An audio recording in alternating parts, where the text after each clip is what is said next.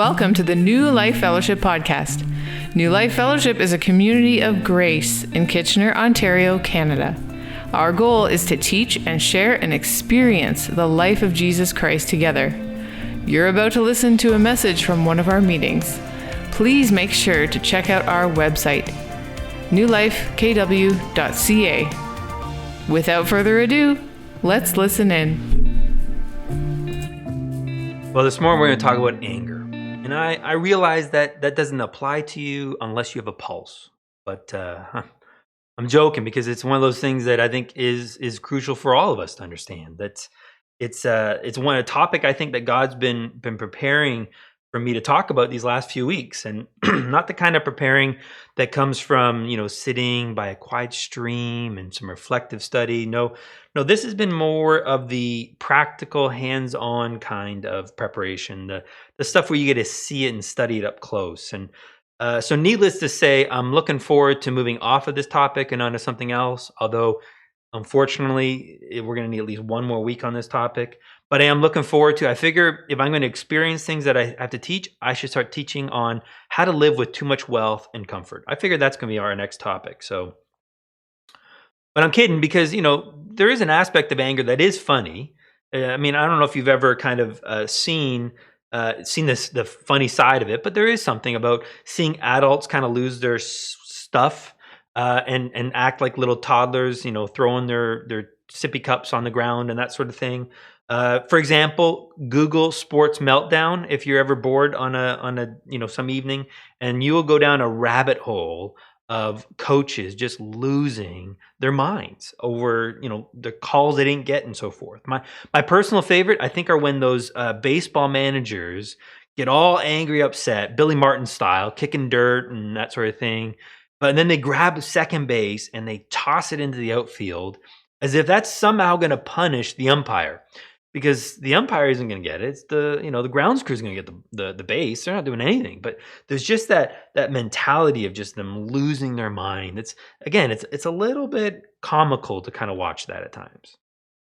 I remember actually when Joy and I, we were first married, and we were still living in Toledo, Ohio, and she was finishing up her master's degree in piano performance, and I was still working as an engineer.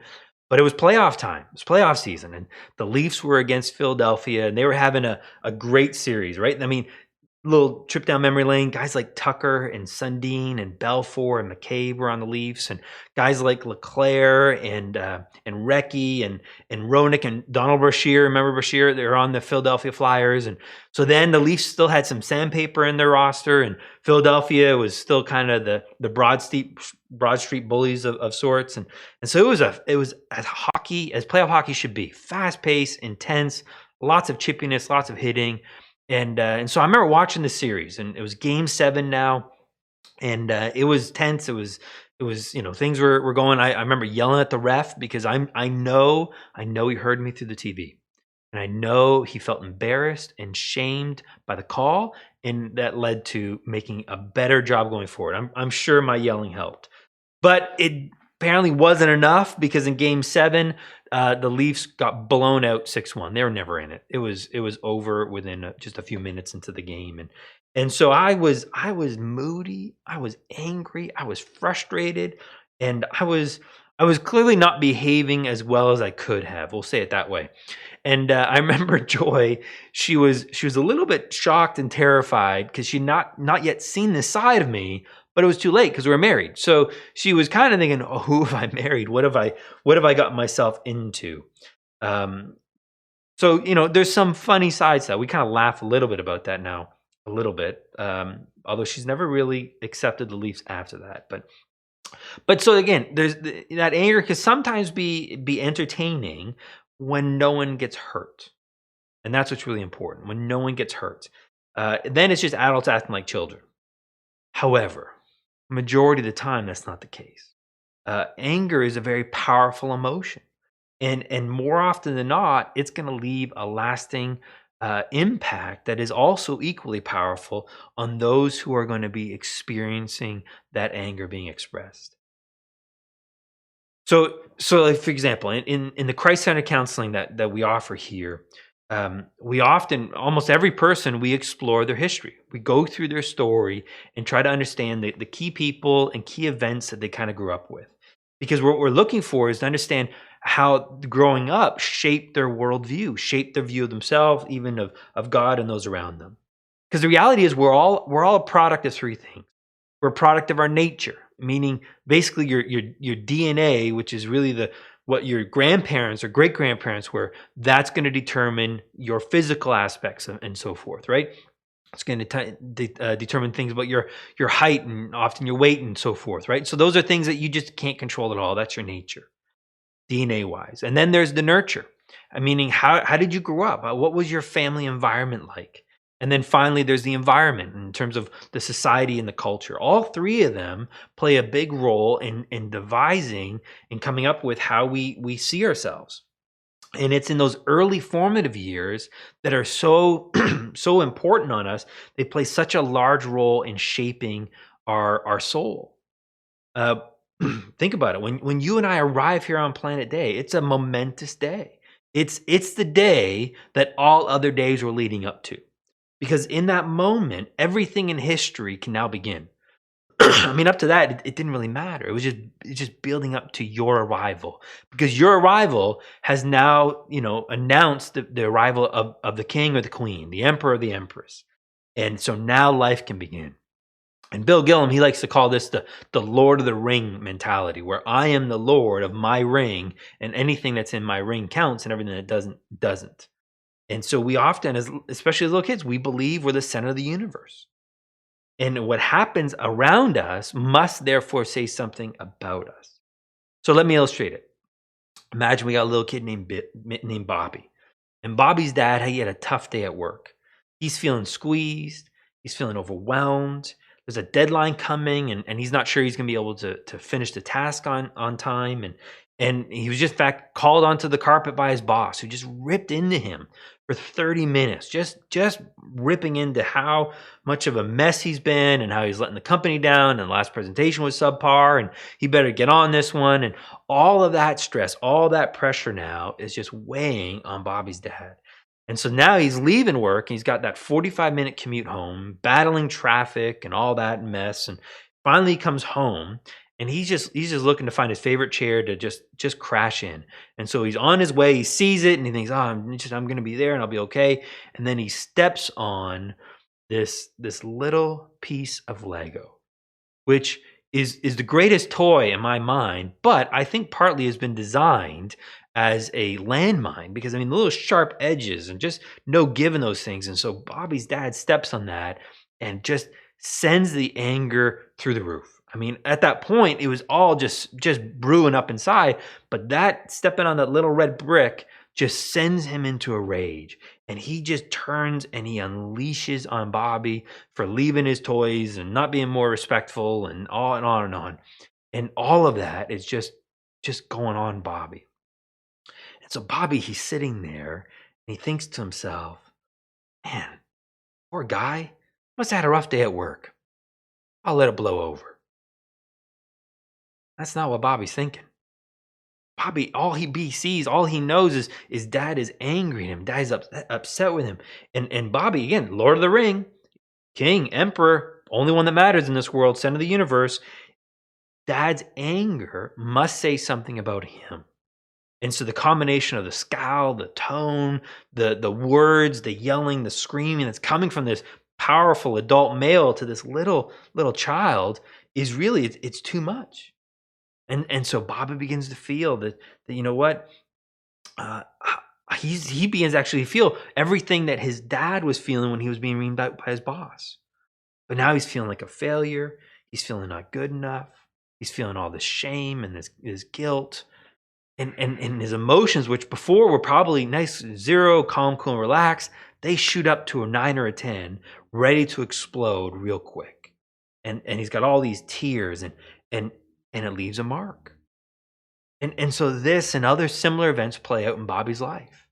And over time, what's happening is, as he's facing all this anger, and he's facing not just from his dad, but maybe his mom or his sisters and brothers and friends and teachers and the world at large, and it begins to shape his soul. that anger is beginning to leave its mark. And so here's what begins to happen. Living in that environment repeatedly over and over again, those emotions, they begin to creep up and never go back down. And so they begin to live at a 6 or a 7, which means that they wake up feeling great, but their emotions are already a little bit raw. They're already on edge a little bit. And so now a little thing happens, not much, but a little thing to add 2 or 3 points to your feeler, and your emotions are now at 8 or 9 or even a 10, and they're ready to explode at this point. And so with those emotions screaming, that fight or flight or freeze mentality kicks in. And so either we power up with anger in response, or we run away and withdraw, or we lock up. We don't know what to do with it. And chances are, after watching others like their dad respond with anger, now Bobby begins to feel that permission to express that anger in the same way. And so this cycle just continues on and on and on and on. This uncontrolled anger just becomes a plague. Now, I use that term uncontrolled anger on purpose, though, because I think it's really important that we qualify the kind of anger that I'm speaking about. See, I don't remember if it was ever explicitly taught to me this way growing up, but I remember growing up that the anger that man feels is sinful, and that there's a righteous anger that God feels, but that's different. And so basically, generally, is that any anger I have, it must be a sinful emotion. And therefore, if I'm feeling angry, there must be something sin, something wrong, something not right going on inside of me. Because the reality, and this is what was subtly taught, good Christians don't get angry. And that's what I carried with. And I know, granted, I mean, scriptures are filled with passages warning us about anger. They're warning us about the outcome of that if we're not careful. Right? So here's a couple of passages just from the book of Proverbs that speak to that. So Proverbs 22, 24 to 25 says, don't associate with a man given to anger, or go with a hot-tempered man, or you will learn his ways and find a snare for yourself. So the idea of Bobby growing up in that environment, he eventually learns it and he takes it on and he does it himself. Or Proverbs 29, 22, an angry man stirs up strife, and a hot-tempered man abounds in transgression. See, it's important that we learn to react in a healthy way, in a way that doesn't cause this rage or this venom to seep out or to explode out for some towards those, because it can cause great damage to our own self, but also to those around us. But I think society at large has done a really poor job when it comes to dealing with emotions in general. But particularly the church, I think, has done a really poor job when it comes to understanding anger and emotions in the church. You see, what's happened is we've moralized emotions, meaning that there are some emotions that are good and there are some emotions that are bad, right? So there's negative and there's positive emotions. We talk about that. We use those to qualify those emotions. And so what ends up happening is feeling depressed or feeling sad, despair, scared, and anger. Well, that's a negative. That's bad. And therefore, it's wrong to feel those things for anything more than just a fleeting moment, right? It's supposed to just come in and quickly disappear. But instead, we should be quickly getting on to other things, the positive emotions like joy and hope and peace and the sentimental feeling of love. That's where we should live, and that's where we should feel all the time. And that would be a sign of being a good Christian. The reality is emotions are neither positive nor negative. They're not good nor bad. That's not what they are. They just are. They just exist. I like one author. He likes to talk about emotions in this way. He says emotions are light and heavy. And I think that's such a great description about it, because think about it. It's easy to walk around with peace and joy and hope. It's not a heavy burden to carry. I mean, we all want that. We all enjoy that. And it's wonderful to experience that. But the reality is we live in a sin-cursed world. We're not in our final destination. We're not experiencing heaven for all it intends and all it's going to be for us. We live in a world full of hurts, of disappointments, of sin against us and living with the consequences of our own. And so it's normal to experience hurt and disappointment and feeling despair and at times depression and anxiety. You see, those emotions aren't bad, they're just heavy. They're not easy to carry. They're difficult. And so I want you to know there's no shame in feeling any of those things. In fact, at times it's right and appropriate to feel those things.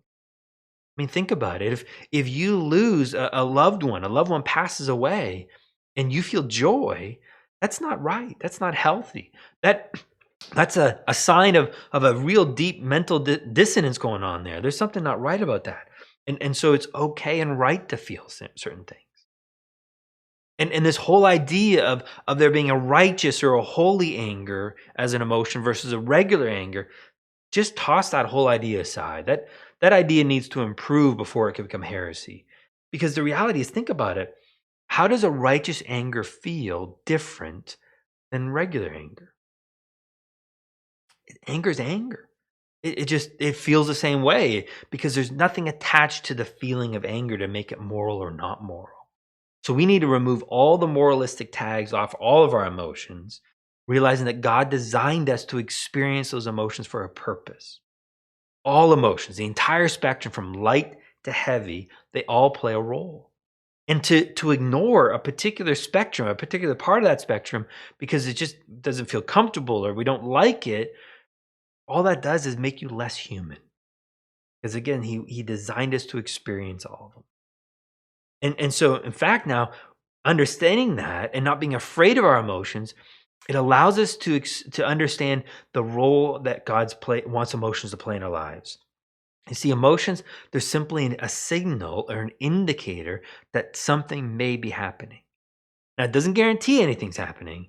It's just that something might be happening. And therefore, we ought to go investigate, not to go find out what might be happening. And so the feeling of anger is really just a response to something else. See, anger just doesn't appear out of nowhere. Instead, it's a secondary response. It's a response to some kind of a stimulus that's happening. And to ignore that signal would be the equivalent of ignoring the oil light that comes on a dashboard of a car. I mean, you can ignore it, but I guarantee you down the road, you're going to have a bigger bill to pay, more problems to come from it, because that warning light was trying to tell you, hey, something's happening. You need to check it out. And that's what anger is. That's what all emotions are, but anger in particular. It's a signal on the dashboard of our soul to let us know that something's happening and that we got to go investigate. We got to go and check it out and find out what's happening. The other thing we need to recognize is that there's a difference between the emotion of anger and the expression of anger. And I think that's what we've not really understood very well, that we put them together. And the reality is there is a difference. One's a feeling, the other is an action or a behavior. Again, the feeling is going to be a result of the stimulus, of our circumstances that's going on around us. Maybe that's an injustice, or maybe it's a blocked goal, or maybe it's a hurt or a rejection that you've been experiencing, or someone's mistreated you in some form, right? So it's that feeling is going to be a natural response to that circumstance, that stimulus. But what we do next, our response to that situation now, that expression of anger, that's a choice we make. Hear that? When we express anger, that's a choice we make. Nobody makes you angry in that way. Now, again, we're separating the feeling from the expression. So when it comes to expression, nobody makes you angry. You choose anger as a response in that moment, as a tool to solve your problem. So that line, you make me so angry. It's true about your emotions, maybe, but it's not true when it comes to our actions. Nobody chooses us to do that. So when the psalmist in Psalm 37:8 writes this, that we're to cease from anger and forsake wrath, do not fret. It only leads to evil doing. Or in James 1:20, where James writes that the anger of man does not achieve the righteousness of God. They're not talking about the feeling of anger. That's not what they're talking about. They're not warning us about feeling angry. What they're warning us of is the expression or the action of anger, because when you listen to the flesh and you express that anger in that uncontrolled way, now it becomes damaging to you and those around you. And so it's that kind of anger, that uncontrolled, or more accurately, fleshly controlled anger that's not spirit controlled. That's the stuff that we're concerned about. That's what we want to learn how to deal with, right? Because that's what's going to lead to us having all these issues. So the anger, the emotion, not the problem. Anger, the expression that is uncontrolled or flesh controlled, that's what we want to guard up against.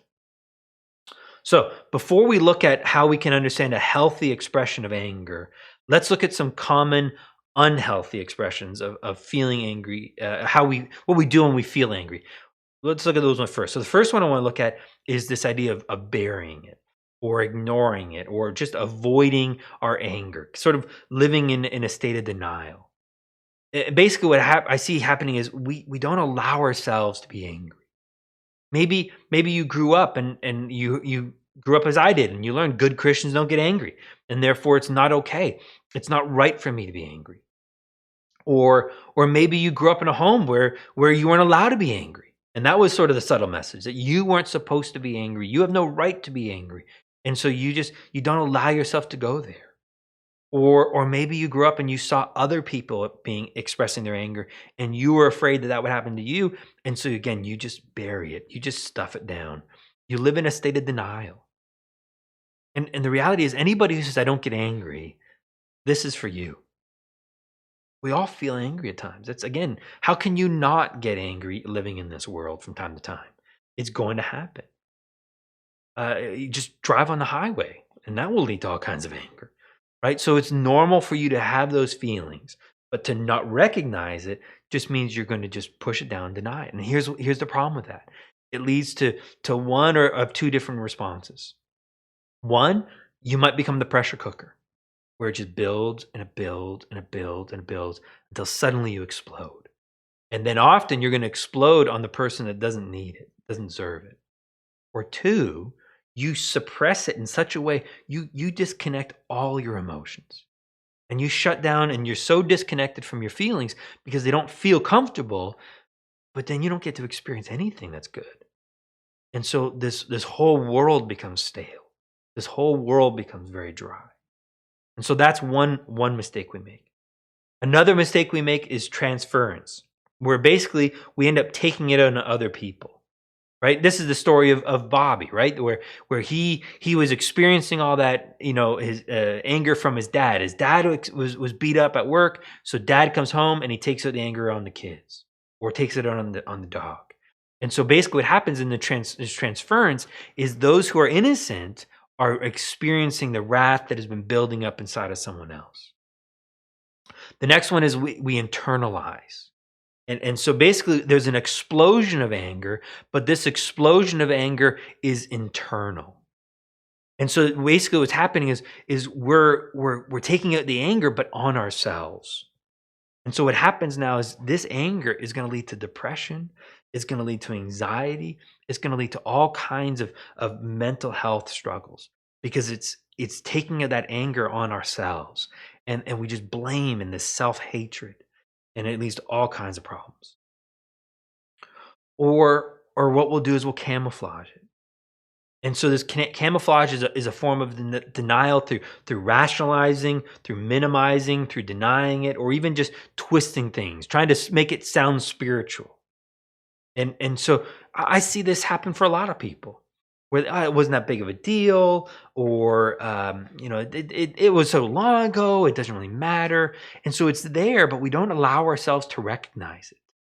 And so it's just, we're camouflaging. We're just trying to make it sound nice and so forth. But think about it.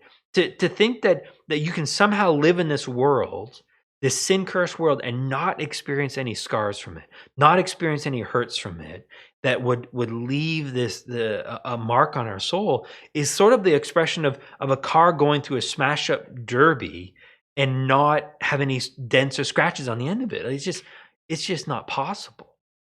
And so if you're kind of thinking, well, this doesn't really apply to me, then chances are you're living under this camouflage. Or another thing that we do is we begin to act out. We act out in unhealthy ways, meaning we have to express this anger, but we don't want to express the anger in transferring it onto other people. And maybe we don't even act out in terms of anger towards the person who's causing this anger. So what we end up doing is we act out in another way. Maybe it's drugs. Maybe it's alcohol. Maybe it's pornography or illicit relationships. Even food and sometimes exercise can be this way, where people either they overeat or they become so trying to control everything that they become addicts of exercise, and they're over exercising even as a way to try to control their anger. And no, Pastor Greg, by the way, your avoidance of exercise is not making sure that anger gets the better of you. Just so we're clear. All right, the last one then. The last unhealthy way is we weaponize our anger. And so basically what we do is we use our anger now as a means to control people. Control those around me, control circumstances and situations. And we do it maybe because we want a particular outcome, or maybe we're just doing it because we're afraid of getting hurt again. And so we weaponize that anger. And now it's a form of self-protection, but we're just going to hurt other people as a result of it. All of that is that flesh-controlled or uncontrolled anger that we're warned about in Scripture that we want to deal with. Well, that's our introduction. So let's pray. We'll read the verse, and then we can start our message. I'm kidding. We're not gonna. We're through most of it. Don't worry. We're rounding the corner here, but it is the introduction to the topic. And like I said, we're gonna spill into next week and look at it in more. And the reality is, we could spend months and months on this, but quite frankly, I'm done with living in it this close. So I want to move on to other things as well. But next week, we're going to look at the various sources of anger, the things that why is it that's stirring all this up inside of us, and then also helping us. Then how do I deal with that anger in a broader spectrum? But this morning, for the rest of this morning, what I want to do is I want to look at what is our response in the moment. So regardless of what the source is, what's our response to be in that moment of anger? And so let's read the verse. So the verse that we're going to look at, Ephesians 4:26 and 27, Paul writes, "Be angry, and yet do not sin. Do not let the sun go down on your anger, and do not give the devil an opportunity." I want you to notice there are actually 4 commands in these 2 verses. There are 4 commands. We're going to look at each of them briefly. The first command that Paul gives us is be angry. Notice that. He actually commands us to be angry. The NIV, they completely missed this one when they translate it. They translated that when you're angry, don't sin. But no, that's not, the command's not don't sin. That's the second command. The first command is actually be angry. And it's a command. The mood's imperative in the Greek. But what's interesting about this one is that the voice on it is a passive voice. Right? There's a middle and an active and a passive voice. And this one's a passive voice. The other 3 commands we're going to see are active, meaning those are things you do. But a passive voice is something that's done to you. And I find that's really interesting that Paul's not commanding you to stir up this anger. Then that would be active. Instead, it's a passive command, meaning it's something that is done to us. It's something that applies to us, right? So this feeling of anger, it's a response to an external stimulus, to some hurt, to some rejection. And it's not saying that you have to now stir up this anger. It's just allow that anger to exist. So don't ignore it. Don't dismiss it. Don't pretend it's not there. Don't bury your anger. Don't camouflage it. But feel it. Be angry. Don't miss the significance of this command. I mean, think about it.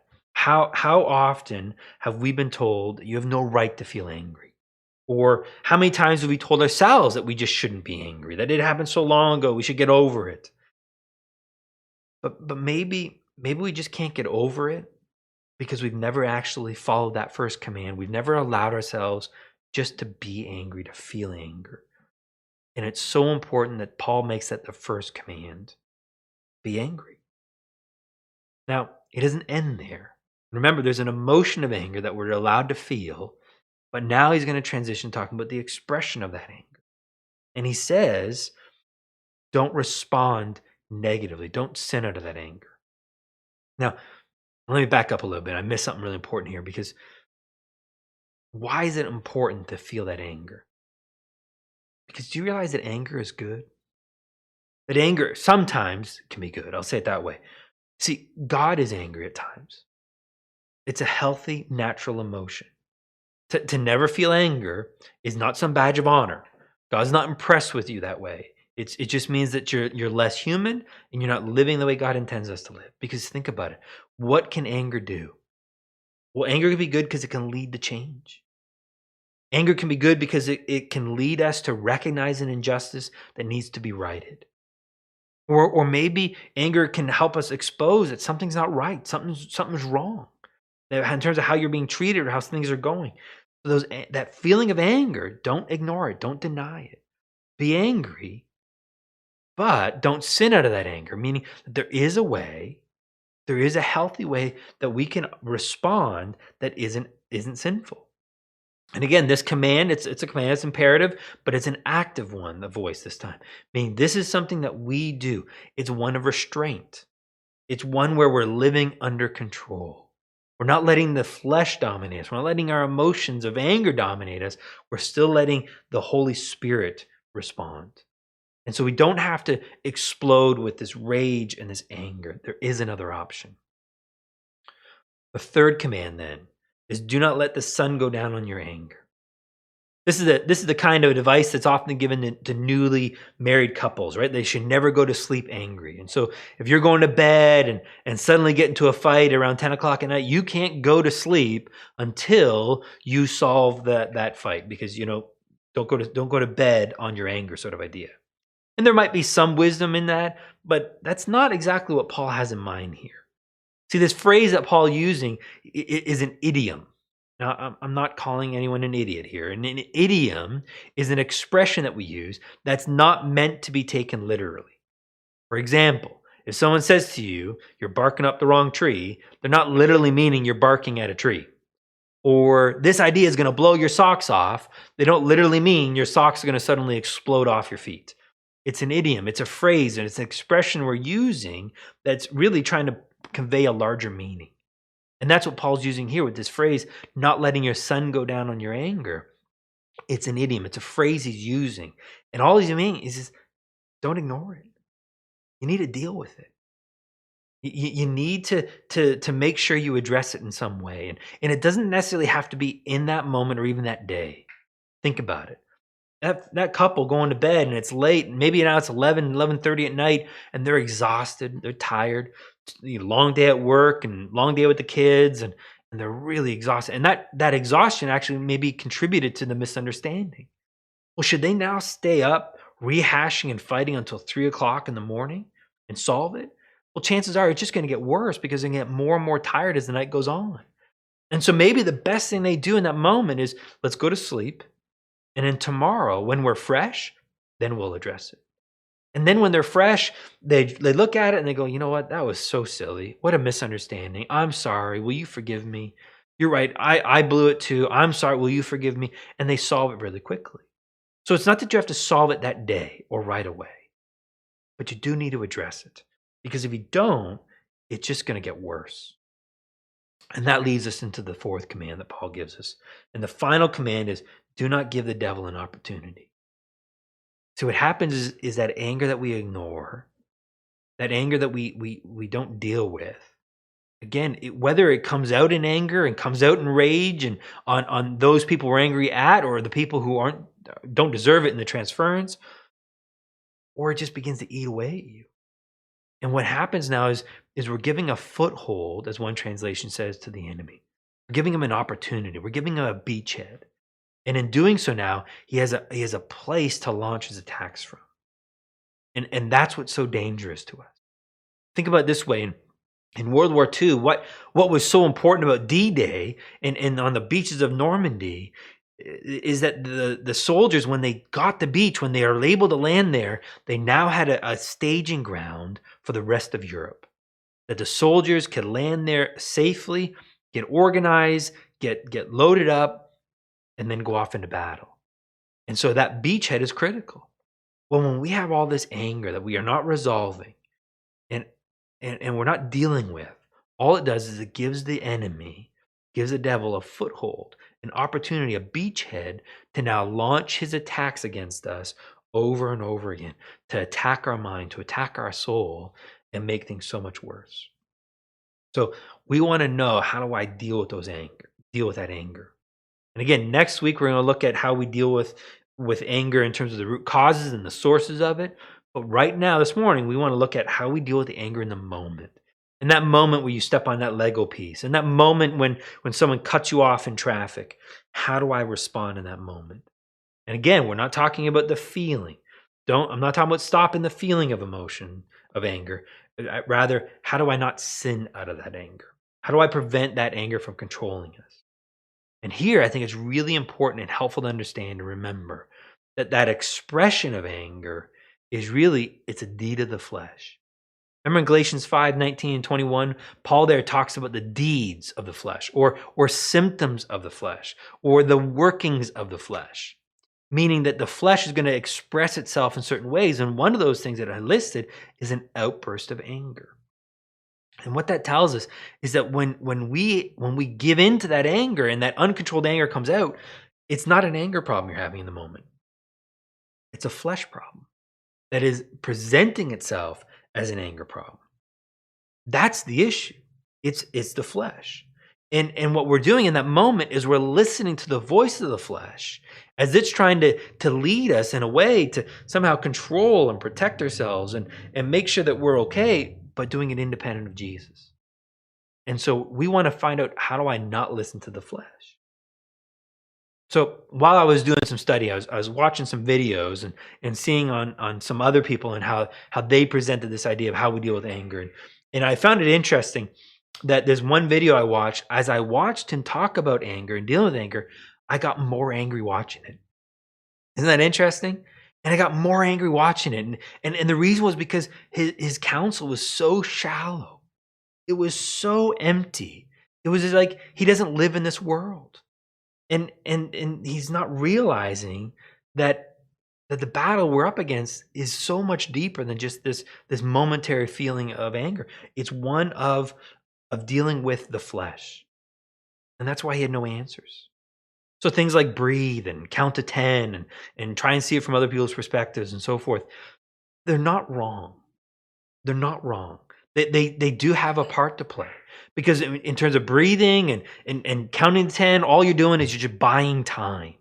And that's helpful because we're allowing our feeler to come back down. See, when your emotions are intense, when they're so high, it's hard to ignore. And that's why we lash out. We're just looking to blow off some steam, to vent a little bit. So breathe and count to 10 can be helpful things, but only so much as it allows you to regain your wits. Because basically what's happened is the flesh has launched an attack on our mind. Right? That's what's happening. Romans 7 talks about that. How the indwelling sin or the flesh is waging war with our mind. And it's dropped not just one thought, but a bomb of thoughts. And all these thoughts have hit us that have led to these emotions, because emotions are responding to our thinking. All these emotions suddenly rise up. And so we want to buy some time to allow ourselves to catch up. And sometimes breathing helps. Sometimes counting to 10. Sometimes going for a walk. That can help, but it doesn't end the battle in that moment. Because that temptation then is now still there to vent and respond in that anger. And so what we need to do is we need to realize we're in a battle with the flesh. And therefore, we have to answer, and we answer with the cross. Because the cross is the answer for us. It's through the cross that we're able to find victory. You see, listen to this verse, Romans chapter 8, verses 12 to 13. Read along with me. Paul says this, "So then, brethren, we are under obligation, not to the flesh, to live according to the flesh. For if we are living according to the flesh, you must die. But if by the Spirit you're putting to death the deeds of the body, you will live." Well, let's look at this verse, have it up on the screen there, and look at the verse. Let's explain it here. What he's saying is Paul says, you're not under obligation. The flesh doesn't control you anymore. Why doesn't it control you? Because you were crucified with Christ and you no longer live. And when you died with Jesus, the flesh control and dominion and authority over you is broken. The old man is gone, and you're freed from that. And so you're not under obligation. You don't have to listen. You don't have to do it what the flesh says. But if you're living according to the flesh, you must die. It's not a threat. It's not a punishment. It's not even a command. It's a promise that you will experience death. That's really a better translation. You will, in that moment, experience all the misery of it.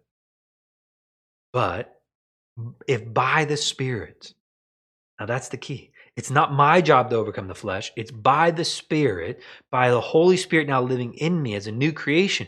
If we're putting to death, we're rejecting what the flesh is offering to us, we will experience life. See, that's essentially what Paul is talking about in the verses previous in Ephesians 4. Right? This idea of taking off a garment, of taking off the old ways of living because you've laid aside the old self. The old man was crucified with Christ. You're a new person. We put on a new garment. We put on a new way of living. And now we get to live like a new way. And so we're going to trust Jesus to put to death the deeds of the flesh. So when that thought comes to us, yell and scream and vent and throw and punch, hopefully we can remember in that moment, I don't have to live that way anymore. That's not who I am. Right? The Galatians 2:20, that I've been crucified with Christ, and I, the old angry me, no longer lives. But Christ, he lives in me now. And he can live in a different way. And so Jesus in me now can respond in a healthy way. Jesus in me now can respond in a way that is speaking truth in love. That doesn't mean I avoid the issue, I ignore it. Instead, I can speak to the situation, but I can speak truth in a loving way, with gentleness, with kindness, and meekness. And remember what we said about meekness. Meekness is not weakness. Meekness is strength, but under control. And we can only do that as Jesus in me does that. Only Jesus in me is capable of pulling that off. And so we're going to trust Jesus now to be that source of strength that shows love instead of that anger. And that's what we want. Now, are we going to do it perfectly all the time? No. I mean, you might say hurtful words. You might stomp. You might try to punch the wall or the couch or something like that. I know I've done that too recently. And what we do is when we do that, recognize you've blown it. Ask for forgiveness from those around you. But then remember, I don't have to keep going anymore. That I can stop this expression of anger, this uncontrolled anger or flesh-controlled anger, maybe more accurately, in any given moment, not by my own might, not by my own will, but by listening to Jesus and letting Jesus in me overcome it. And that's how we find victory. That's how we overcome it in that moment. Now, easier said than done, right? It is. It's hard. It's so hard when those emotions spike so quickly. And we don't have enough time right now to go into as much detail as I'd like to. And so we'll probably revisit this one in some more next week. But there's one thing that I think could be really helpful to us in this is that you don't have to protect yourself from anger on your own. I mean, you don't have to self-protect.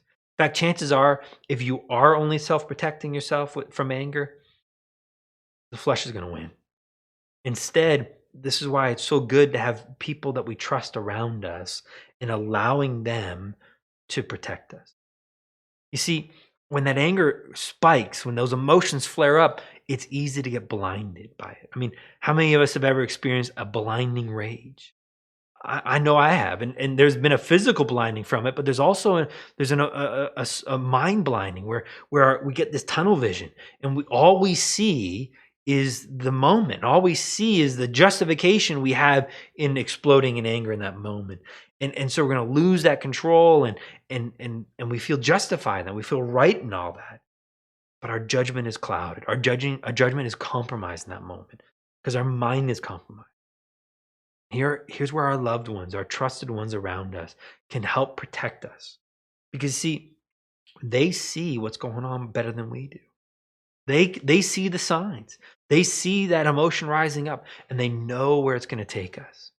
And the question is, will we allow them to protect us? Will we allow them to say something to us that can kind of be a trigger, can be a moment that reminds us that we're listening to the flesh in this moment, and take a moment and pause and regain our wits, regain our bearings, and regain listening to the Holy Spirit, recognizing we're under attack.